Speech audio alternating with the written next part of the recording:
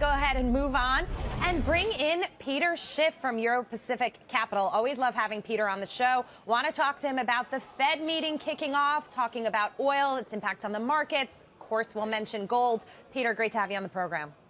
Hey, great to be back. And, you guys are missing the big picture when you're looking about oil, because this is not an oil story. Right? Oil is not the only market that's been floating on a sea of cheap money. Right? It's QE that propped the oil price up in the first place. But quantitative easing propped the stock market up in the U.S., the real estate market. Right. It's created this phony recovery. And so oil prices are going down, but stock prices, real estate prices are going to come down for the same reason. Right? We are headed back to recession. The market is pricing in an end of quantitative easing, and all of these assets that the Fed inflated are going to deflate. Peter, right? Until the Fed comes back with QE4. Yeah. You bring up some great points, and actually, I'm not going to fight you today. I was speaking to Anthony Grisanti, who's obviously not on the show today, and he was saying the same thing this morning. We had this conversation about bubbles, and could we potentially sort of, be in the situation where another bubble has formed, and the decline that we're seeing in crude oil is going to pop the stock market bubble. Do you think that's what's happening here?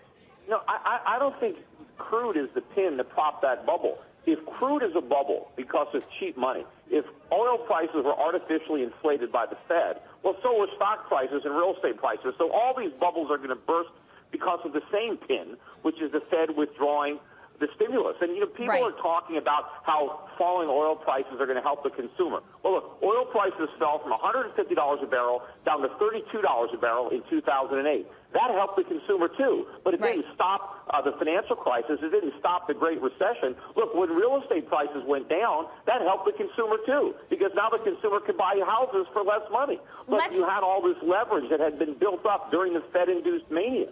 So the same thing is happening now, and you're whistling past the graveyard if you think what's happening is good news. Let's talk about the Fed tomorrow. Janet Yellen is going to give another press conference. There was, some speculation that she may sort of change some of the language as what, we've seen in the past few months. People are talking about rates being raised potentially next year. Now they're saying they don't think the Fed can raise rates. What are you expecting to hear from her tomorrow? Well, I've been expecting the Fed to backtrack from its talk about rate hikes. I mean, I know it's all bluff. I know they can't raise rates, and they'd bring about a worse financial crisis than 2008. But the Fed can't admit that, so they have to pretend that they can raise rates so they can keep this whole con game going. They have to keep a bid in the dollar by pretending that they actually have an exit strategy. But I've been saying all along that if they actually tapered, they would have to have an excuse to untaper. Maybe this is going to be it. I don't know when they're going to tip their hat. But they're going to have to come clean about launching QE4, because if they don't do it, we're going to have a much worse recession and a much worse financial crisis than the one we had in 2008, 2009. Right, but I'm sure it takes a few more meetings before, they potentially get to that level if it is something that they are potentially considering. But I want to shift gears and talk about gold for a moment, because it seems like the perfect storm for gold. We've had this conversation before. Oil prices are tanking. The stock market seems to be teetering a little bit. People are worried about a lot of the points that you have made, and so I would expect them to sort of safe haven buy gold right now. Yes, we're over 1,200, but why isn't it going higher? Well, there's still a lot of negative sentiment in the gold market, but, the gold market hasn't gone lower. Gold is still higher in 2014 than it began the year, and most experts thought it was going to fall this year. It hasn't. And, of course, in terms of other currencies, gold has had a very, very strong year. It's just that from a dollar perspective, it hasn't. And, in fact, if you look at the stock markets around the world, there are over 60 stock markets, and I think not even a dozen of them have outperformed gold so far in 2014. So for all the negativity, gold is hung in there. But you have a lot of speculators that are still short this market trying to push it down. But I would say that's probably the most dangerous trade out there. People are going to lose a lot of money on the short side of gold and silver, for that matter. When this market turns, it is going to turn, and it's going to take no prisoners. Okay, Scott Nation's question for Peter. I do, Peter. I give you credit, if not for nothing else, for being consistent. But how in the world do you reconcile that everything that's been pumped up, thanks to QE and thanks to our Federal Reserve, is going to come crashing down? You mentioned housing, the stock market, and crude oil. But how is it that gold, if you will, is going to avoid that? How is it that gold is Teflon? Well, first of all, gold has already come down from 1,900. So gold has had a pretty big move from its high, right? So gold is not right on the highs like the U.S. stock market, so you've already had a discount.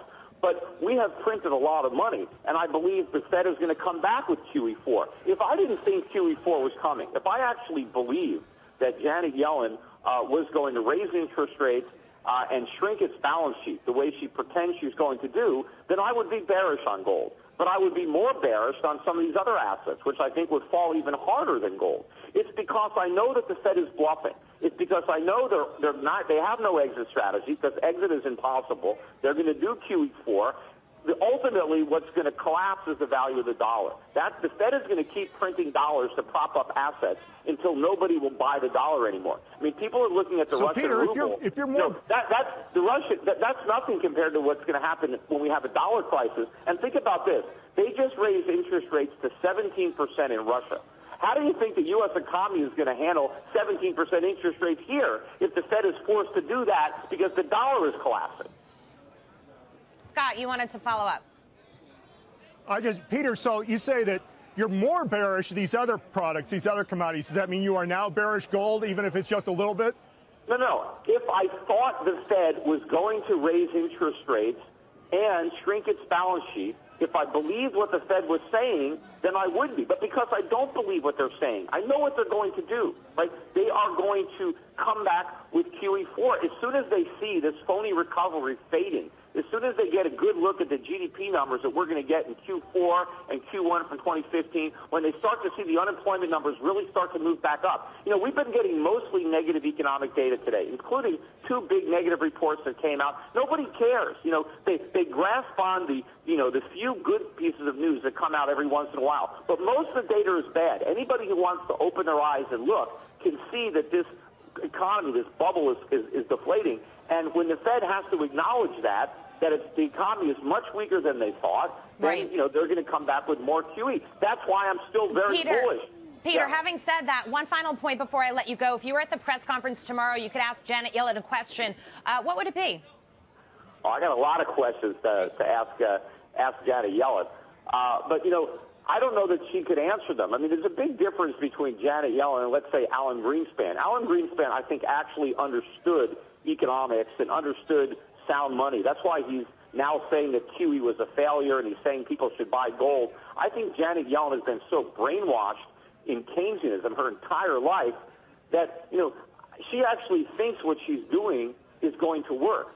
Alan Greenspan at least knew it wasn't going to work, but he did it anyway because he wanted to be liked. He wanted to keep the party going. Right. But Janet Yellen doesn't understand any of these concepts, and I think it's very dangerous to have her as the Fed chairman going into what is going to be a very, very difficult period for America. Okay. All right, Peter Schiff, great to have you on the program today. And as Scott said, always consistent with the message. But we appreciate you coming on. We'll have you on again soon.